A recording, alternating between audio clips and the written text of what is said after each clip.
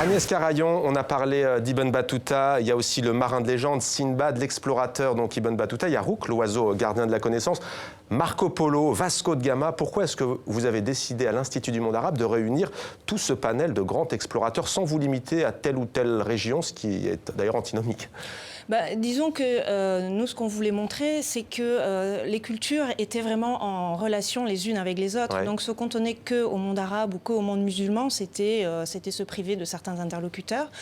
D'autant plus qu'on fait cette exposition en collaboration avec le MUSEM. Donc le MUSEM permet d'apporter un petit peu ce contrepoint. À l'Institut du monde arabe, on aurait eu tendance à vraiment focaliser uniquement sur le monde arabe. Là, ça permettait d'avoir un petit peu un contrepoint et de montrer justement ces relations entre les cultures. Le MUSEM qui se trouve à Marseille et d'ailleurs, elle va voyager cette exposition après le 26 février. On pourra la voir dans la cité phocéenne.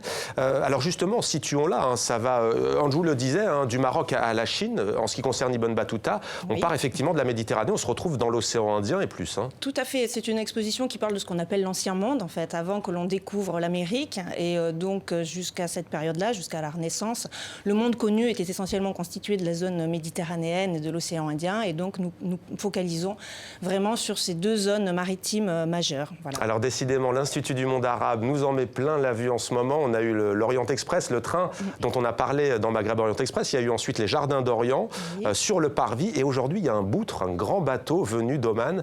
Est-ce que vous pouvez nous raconter son histoire fascinante? Je crois qu'il est passé par Douarnenez en Bretagne. Comment s'est-il retrouvé là?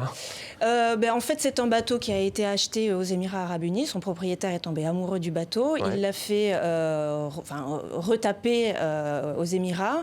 Et puis ensuite, il est passé par la mer Rouge, par le canal de Suez. Il l'a ramené en France et il est resté pendant plusieurs années dans le port de Douarnenez, exposé au public. Et donc, quand on a fait cette exposition, quand il a eu vent de notre exposition, il est venu nous proposer d'exposer son bateau. Alors ça s'est pas fait de façon très simple, hein, ça a été assez compliqué. Et puis finalement, voilà, on a pu acheminer son bateau jusqu'à l'Institut du monde arabe et le présenter au public au bout du boulevard Saint-Germain, devant l'Institut. Nizoa, c'est son nom. Alors voilà pour l'aspect le plus spectaculaire, le plus démonstratif. Mais que trouve-t-on aujourd'hui quand on franchit les portes de Lima? Que voit-on? Alors on voit, c'est une exposition avec beaucoup d'objets très variés. Hein. On trouve de très beaux manuscrits, des miniatures, on trouve beaucoup de poteries, on trouve des verres, on trouve des objets en ivoire, on trouve des tentures, des tissus, des épices. Voilà, ce qu'on veut montrer, c'est un petit peu que le commerce, pendant de nombreux siècles, a été le moteur essentiel des découvertes. Donc on parle un petit peu de ce que pouvait représenter la mer pour les hommes de cette époque, de tous les progrès scientifiques. On trouve beaucoup de cartes, notamment. Justement, on va revenir sur les cartes parce que c'est très intéressant. Voilà, donc on trouve beaucoup de cartes pour montrer que petit à petit on s'approprie la mer et on la définit de mieux en mieux et on arrive à mieux englober ce qu'était la réalité du monde. Et tout ça pourquoi? Pour faire du commerce, donc pour échanger au long cours et aller chercher les richesses à l'autre bout du monde. Et justement, vous me tendez la perche, on échange notamment quoi? Des épices. Et oui, certains continents ont été découverts parce qu'on partait à la recherche de certaines épices. Ourida Nekash, dites-nous dans quelle mesure les épices font partie de la gastronomie et du terroir algérien? Mais elles sont l'essence même de la gastronomie algérienne, parce qu'on cuisine avec beaucoup d'épices, elles donnent du goût, de l'odeur, il y en a partout. Notamment Ras El Hanout, c'est ça? Oui, c'est un mélange d'épices d'ailleurs. C'est un mélange d'épices, on l'utilise pour certains mets, mais pas pour tous. Mais c'est très important, les épices. Un plat sans épices n'a pas de goût. Donc non, c'est l'essence, c'est vraiment l'essence de la cuisine algérienne, ce sont les épices.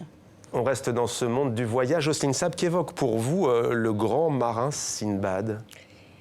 Pour moi, c'est le voyage, c'est la rencontre avec les autres, alors qu'aujourd'hui, on est dans un monde très cloisonné entre Orient et Occident.